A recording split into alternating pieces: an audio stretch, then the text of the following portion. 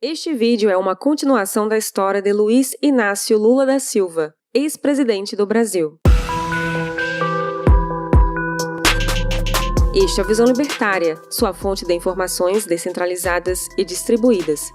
Se você ainda não assistiu a primeira parte, sugiro que pause este vídeo e depois retorne. Fazendo uma breve recapitulação do que já foi falado na primeira parte, Lula veio para o estado de São Paulo bem jovem, onde trabalhou em diversas profissões, até que aos 16 anos de idade virou metalúrgico. Desse ponto em diante, a sua trajetória foi marcada pelo envolvimento com os sindicatos e a política geral, culminando na sua eleição como presidente da República em 2002. Ainda no primeiro mandato, houve enormes escândalos de corrupção no governo Lula. O primeiro deles foi com Valdomiro Diniz, na época presidente da Loteria do Estado do Rio de Janeiro, que foi filmado extorquindo o bicheiro Carlinhos Cachoeira para financiar campanhas do PT, em troca de favorecimentos em concorrências públicas. A promessa do acordo não foi cumprida, fazendo com que Carlinhos liberasse o vídeo da negociação. Quando o caso veio a público, Valdomiro era o assessor mais próximo de José Dirceu, o ministro-chefe da Casa Civil.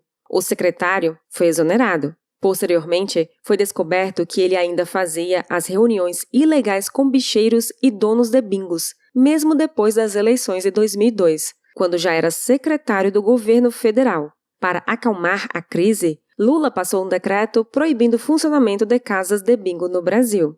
Em 2005, um segundo escândalo aconteceu com um vídeo de Maurício Marinho, diretor dos Correios, recebendo dinheiro de empresários em troca de favorecimentos em licitações. No vídeo, Maurício afirmava que ele tinha autorização do presidente do PTB para fazer tal esquema. Quando investigado pela CPI dos Correios, o presidente do PTB na época, Roberto Jefferson, delatou seus parceiros do esquema, o que não passava de uma tática para pegar uma pena menos rígida. Ele afirmou que os Correios desviavam 3 bilhões de reais por mês para favorecer o PT. Esse caso, conhecido como mensalão, consistia em muito dinheiro sendo desviado de empresas estatais como Correios e Petrobras pelo PT para pagar políticos. Desse modo, o partido garantia vários votos em propostas do governo federal.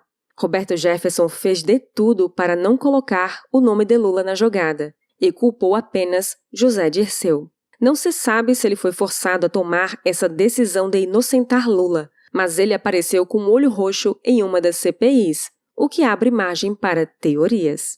José Dirceu participou da criação do PT, sendo presidente do partido de 1995 a 2002, e provavelmente seria o escolhido para suceder Lula na presidência do Brasil, mas acabou tendo uma importância maior para o PT, pulando na frente das acusações do mensalão. Ele aceitou ser responsabilizado por todo o esquema de corrupção, teve seu mandato cassado, foi preso por corrupção ativa e depois solto pelo STF. Dilma Rousseff assumiu o cargo de ministra da Casa Civil e assumiu o cargo de futura sucessora do presidente. Em meio ao mensalão, Adalberto Vieira, assessor de um dos deputados do PT, foi preso no aeroporto com 200 mil reais em uma maleta e mais 100 mil na cueca. Havia previsões de que Lula venceria a reeleição ainda em primeiro turno em 2006, mas toda a corrupção que seu partido esteve envolvido tornou a disputa mais estreita. Lula venceu em segundo turno, mas perdendo em vários estados do Sul e do Sudeste. Um dos presos do caso do mensalão foi o rico publicitário Marcos Valério, que se negou a responder qualquer pergunta que vinculasse Lula com o mensalão. Entretanto, em 2012, ele afirmou que Lula sabia sim do esquema de corrupção, mas na época, Valério recebeu 200 milhões de reais para não contar isso. Ele fez isso como tentativa de delação premiada, mas já era tarde. Lula não podia mais ser incluído no processo e Marcos Valério ainda está em regime semiaberto. No segundo governo Lula, ele aumentou os gastos públicos, expandindo o crédito com a ajuda da elite bancária a qual ele estava aliado. Não nos aprofundaremos sobre isso, mas se você quiser entender os problemas a longo prazo da expansão artificial dos créditos, assista ao vídeo O que são ciclos econômicos, no canal Ancapsu Classic.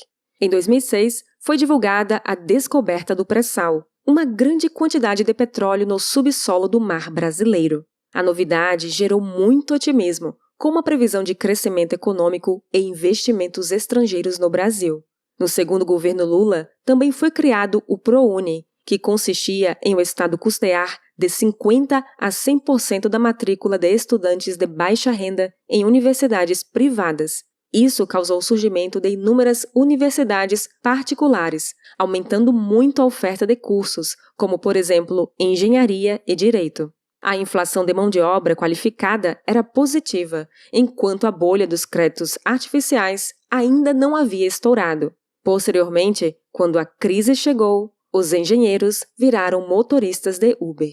Havia e ainda há barreiras enormes para empreender na educação, pois essa é uma área altamente regulada pelo Ministério da Educação e pela Constituição. As pessoas veem que anteriormente havia poucos pobres nas universidades e hoje há mais. Por causa disso, o povo pensa que Lula foi um grande benfeitor da educação para os pobres e deve ser admirado como grande líder. Porém, antes havia menos pobres universitários por conta de tais barreiras. O que devemos experimentar é o harmônico livre mercado, sem corporativistas e burocratas, para que cursos sejam ofertados com base na relação de oferta e demanda, sem saturar o mercado e sem sugar desnecessariamente anos da vida de pobres estudantes. Em 2010, foi lançado o SISU, que buscava unificar o vestibular das universidades públicas no Enem. Para se aprofundar nisso, veja o vídeo Enem, uma poderosa arma do nacionalismo. Todos os grandes nomes que Lula queria como sucessor, como Antônio Palocci e José Dirceu, estavam com uma má imagem pública por suas ligações à corrupção. Então, Lula teve de escolher Dilma como sucessora para a eleição de 2010.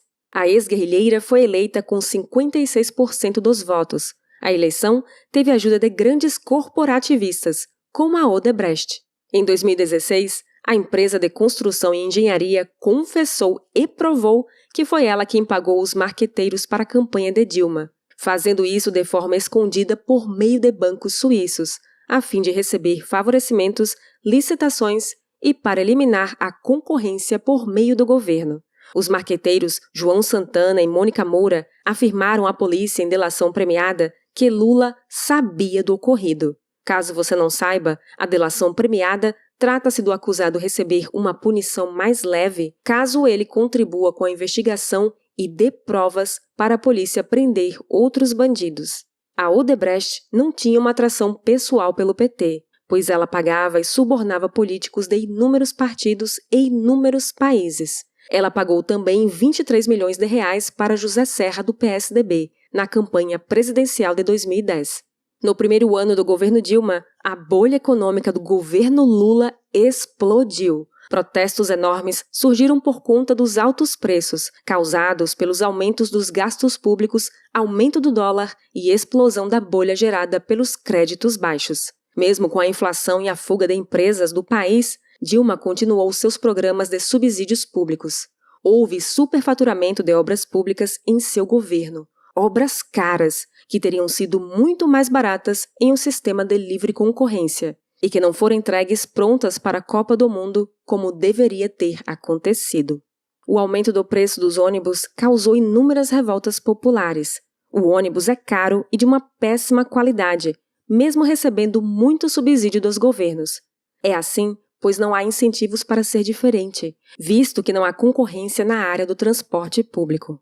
O empresário que tem a licitação para empreender nessa área vai ganhar o dinheiro mesmo com um serviço ruim, pois é ilegal concorrer contra ele. O incentivo para melhorar por meio de pressão da concorrência, sem dúvidas, é um dos motores das tomadas de decisões dos empresários, e isso desaparece no sistema burocratizado que há hoje. No próximo vídeo, falaremos sobre a Operação Lava Jato. Obrigada por sua audiência. Este artigo foi sugerido e escrito por Nathan Magnus, revisado por Donda e narrado por Baby Yoda. Se você deseja acompanhar nosso conteúdo, inscreva-se no canal e clique no ícone de campainha. Até a próxima!